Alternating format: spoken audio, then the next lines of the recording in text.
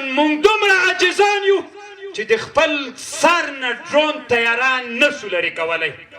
څومره عاجز یو. بیا موږ دې ته ناست یو چې نه مباح دي والله کې رانه پارس کې.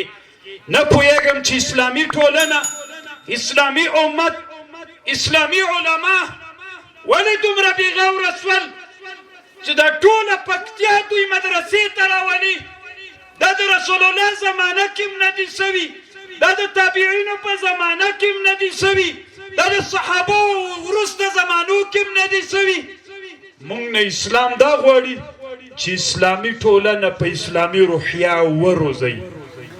مکتب، پوهنتون، تر دې نه لویه علمي کلیات او پوهنځی جوړې کوي، علم ورزده کوي، خو فکریه د اسلام ورکوي.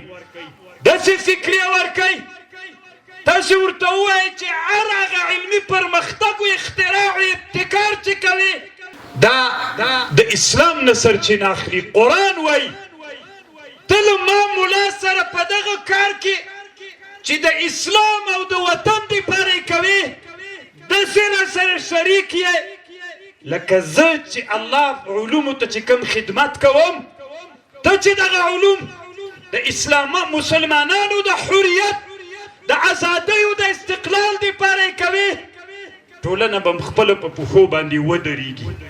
الله دې وکړي چې علما دغې مسئلې ته ډېر متوجه سي. ولې د اسلامي امت بادشاهیګانې متزلزلې او ړنګېږي، په قربانیو لاسته راوړل سي.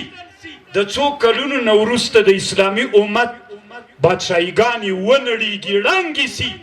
علت یې دا وي چې د اسلامي امتونو زمامداران کله چې واک ته ورسېږي بیا علم ته ډېره توجه نه کوي، خو ملک او بادشاهي چې دوام کوي په علم یې کوي. په دې خلک خبر وي. علم چې د چا سره موجود و هغه واکمنۍ دوام کوي. چا چې علم ته کار وکړ هغه بادشاهي دوام کوي. که موږ فکر وکړو په د اواخرو کې اسلامي حکومتونه نشته، ورځ تر بلې اسلام د زوال طرف ته را روان ده. د دهلي نه 800 کاله په کابل واکمني سوې. علماو ډېر د پیغور ځای ده چې نن هغه خلافت و بادشاهي نسته. د دهلي د مرکز نه تنها په کابل باندې، پکتیا ټول کابل د مخکین تر وزیرستانونو دا ټول کابل ده، تر کونړونو تر لمغاناتو این تر د پنجشیر تر خوله پورې دا ټول پخوانی کابل ده چې په حدیثو کې د کابل فضیلت راځي. پکتیا او پکتیکا او خوستونه وزیرستانونه ټول په هغې کې شریک دي. کله چې هغه د تیموریانو د مغولیانو حکومت چپه سوی د هغې زمانې نه وروسته د مسلمانانو ښه ورځ نه ده لیدلې.